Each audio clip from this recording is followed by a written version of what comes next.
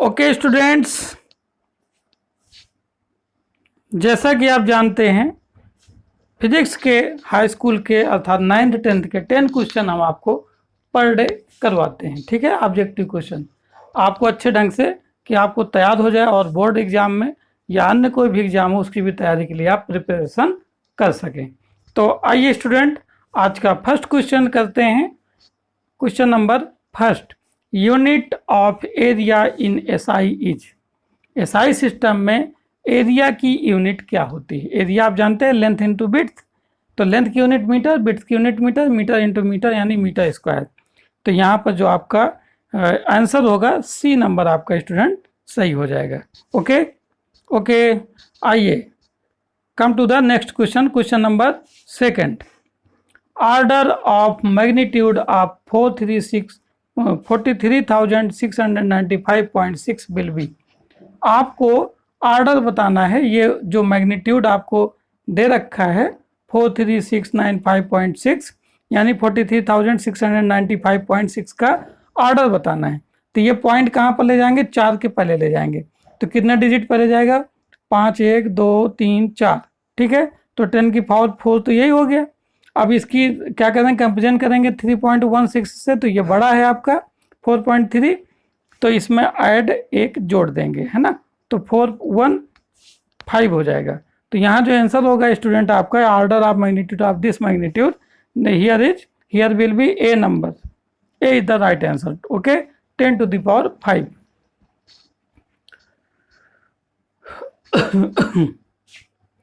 अगला next question करेंगे student. Question number 3, zero error will be added in observed reading when. Here will be given 4 options to you. आपको देख करके बताना है कि कौन सा आंसर सही है। यहाँ पर जो हिंदी में इसका अर्थ ये है कि हम कौन सी, जब जीरो एरर लेफ्ट साइड होगी वर्नियर स्केल में या राइट साइड होने पर, कब हम उसको एरर को ऐड करेंगे। ठीक है, आपने जो मैग्नीट्यूड निकालेंगे, मेजर करेंगे, तो जीरो किधर होने पर हम उसको एरर को ऐड करेंगे। तो वर्नियर स्केल के जब लेफ्ट साइड जीरो होता है तो जितनी एरर होती है उसको अपने मैग्नीट्यूड में ऐड कर देते हैं। तो यहाँ पर जो आंसर होगा वो बी नंबर आपका स्टूडेंट सही हो जाएगा। The zero of vernier scale is on left hand side of main scale. अगर मेन स्केल के लेफ्ट साइड में जीरो है तो मैग्नीट्यूड निकालने के बाद उसमें जितना एरर होगी उसको ऐड कर देंगे। ओके, ठीक है, चलिए नेक्स्ट क्वेश्चन करेंगे। Question number 4, the unit of displacement is. आपको मालूम है डिस्प्लेसमेंट इज अ डिस्टेंस और टाइप ऑफ डिस्टेंस। ओके, तो here will be unit of the displacement, answer will be, okay, B answer, metre. Metre is the unit of displacement. Okay, ठीक है, चलिए next question करेंगे हम लोग। Question number 5, when a बस suddenly starts the standing passenger lean backwards in the bus, this is an example of. Question में ये कह रहा है कि अगर बस के अंदर आप खड़े हैं और बस अचानक चल दे तो आप पीछे की ओर बस में गिर जाते हैं।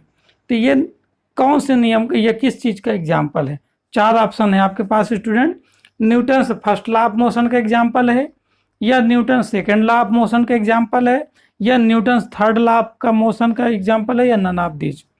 तो यहाँ पर जो आंसर होगा स्टूडेंट आपका ए नंबर सही हो जाएगा। न्यूटन फर्स्ट लॉ का ये एग्जाम्पल है। ठीक है, उसमें क्या कहता है न्यूटन फर्स्ट लॉ में, अगर कोई वस्तु, कोई भी ऑब्जेक्ट रेस्ट में है यानी विरामावस्था में है तो विरामावस्था में रहेगी जब तक कि उसमें कोई एक्सटर्नल फोर्स न अप्लाई किया जाए, या कोई मोशन में है यानी गति अवस्था में तो गति अवस्था में रहेगी जब तक कि उसमें कोई एक्सटर्नल फोर्स या बाह्य बल न लगाया जाए। ठीक है, ओके, चलिए नेक्स्ट क्वेश्चन करेंगे। Question number 6, Newton's law of gravitation.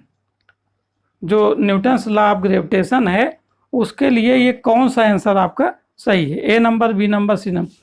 First is the answer can be verified in the laboratory, second is valid only in the solar system, is valid only on the earth, या fourth is their separation.